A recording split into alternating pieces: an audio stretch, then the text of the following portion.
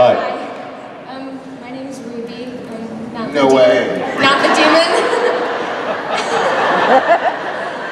Thank you for clarifying. You're welcome. I'm sorry, I'm trying not to cry right now. I wanted to know what your favorite cheesy pickup line is. My cheesy pickup line? I know his cheesy pickup line. You ever seen Supernatural? Mine is, hey, I lost my number. Can I have yours?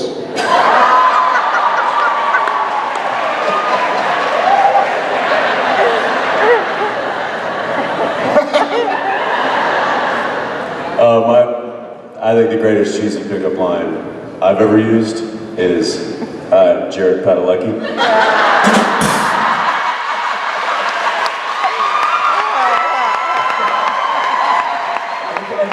Norton's there. Where are you going? Where are you? Jared, why are you leaving? I thought you'd be taller. You cut your hair. I'm not interested. Thanks. Thank you. Thank you. I want to hear, lay it on me, the best pickup line you have.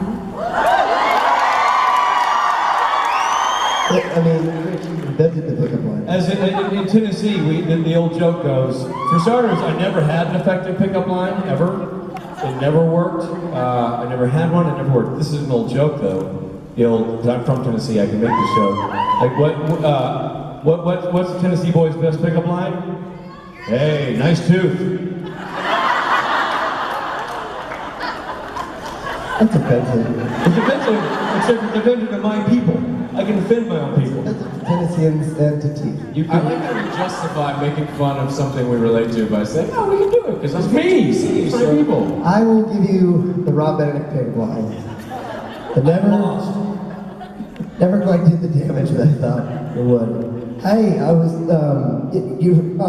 my friends were, I came over because I thought, you know what? Forget it.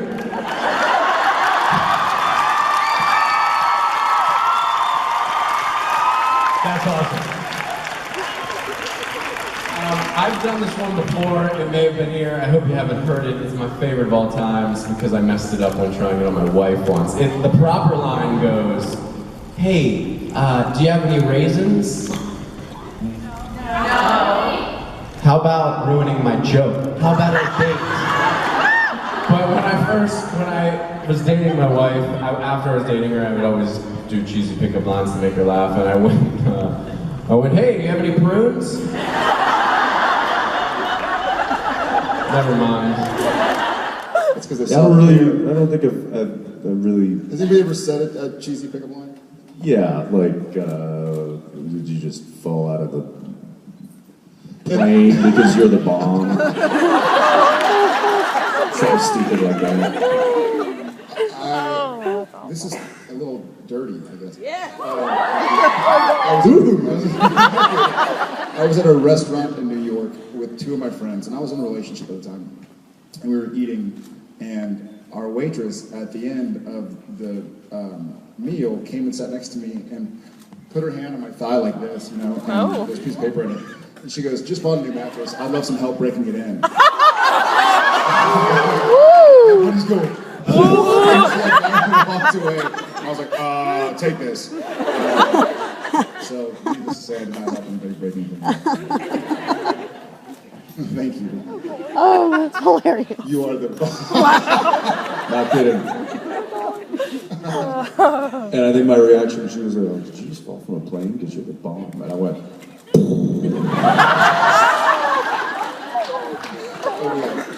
Yes. Hiya. Hi. Hi. Hi there, OG. So my question is, what is the best pickup line that's been used on you? Successfully? You just want to know so you can ask us, right? Oh, yeah. There was no pickup line, but there was a man who remembered after seeing me once what kind of candy bar I really liked, and I married him.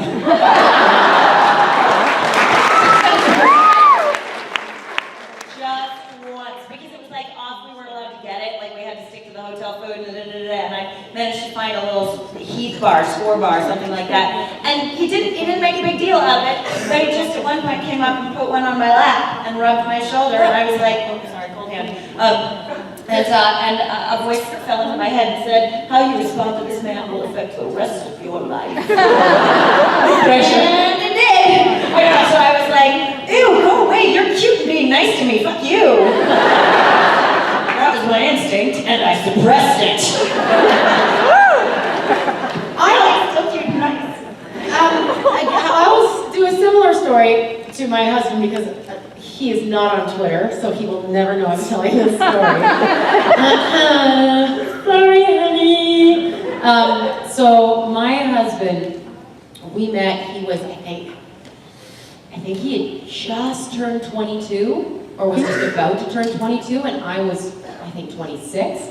And so that was kind of a bit of an age difference. We worked at a restaurant, he was a chef and I was a server. And I was, as I am now, loud and overly aggressive. And he's very quiet, he's Mexican, and super fucking cute. And so, Totally is. yeah, he's a babe. But he was very quiet and shy, so the girls, we would really like make so many jokes, and we'd go back and be like, hi, Jose, and he'd be like, hello? He was so shy and quiet, so it just like made us want to, coog on him a little harder. Hey, Jose, I like your dessert plate. Thank you so much, thank you. And then we went to a party one night, like a work party, and he had a lot to drink. And we were hanging out, and I was like, hey, Jose, how's it going? And we were talking throughout the evening, and he was looking at me, and I went, hey, I am not going home with you tonight. And he went, well, we could go to your place. That was my exact reaction, because I'd always been the aggressor. He was like, I got plans. And I was like, okay, well played, my little Mexican friend. Yeah, so he won me over with that one. So sometimes it's good to shark the ones you love.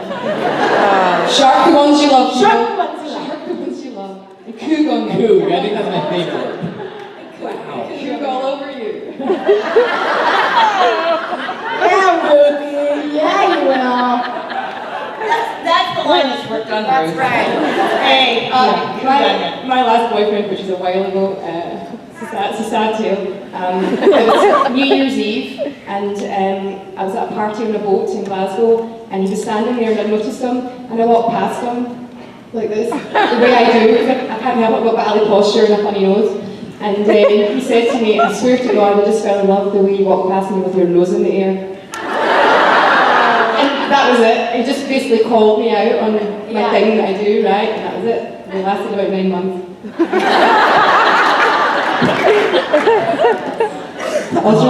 I mean, no, I definitely don't get asked out all that much. Let's change that. 8 years ago, the only time it's ever happened, 8 years ago, I was helping a friend do this music video, and so I was at H&M. I was trying on booty shorts, and anyway. Love your world. I'm gonna change my dark materials and It was a music video. So anyways, I'm trying to find like the shortest pair of shorts that were available. Of course, women's, because they don't have any for guys. So I was in the changing room they're just bringing me like short shorts. And then this dude comes up to me and gives me a note, and I'm like, who's this? And the note said, my friend thinks you're cute, and also your butt is cute. Her name is Andrea. She's cashier at register, whatever. And that was the cashier that I went and checked out at. And so we had like a little conversation, and we went on a few coffee dates after that. Shark the one you love. Yeah, she did it, right? It worked. Yeah, she got a friend to do it. Yeah. Pretty close. I like it. Feels nice to be hit on. Oh, yeah. Yes. Does it? Yeah. Also, I'm so proud of your husband because he reminds me of me. I'll have one of those moments about that. Little Buddha. And once we were driving back that same night, we were in a, oh God, you guys are gonna get it. You're gonna love it. It worked. Well, we took a cab home. No, it didn't work. Oh. Yeah, it worked. We drove, it was a blizzard, and we lived in Toronto, and it was blizzarding, and like terrible, terrible blizzard. And we took a cab home, dropped me off. He lived far, far away from where I lived. But we were driving, and I was being really quiet, and he said, I know. What? And he was like, what are you afraid of? And I said, I don't know, lots of things, I guess. I said, what are you afraid of? And he said, nothing. And then, wait, he dropped me off the cab, got out of the cab, paid for the cab, got out, not coming home with me, just wanted to walk me to my door, and then didn't have any more money, so walked back to the Blue Line to take the bus home. Wow. Yep. And after that, for about 6 months, when we would come home from work, we'd take the subway home together. He would get off the subway, walk me to my door, walk back to the subway, and then take the subway home. Fucking chivalry, motherfucker!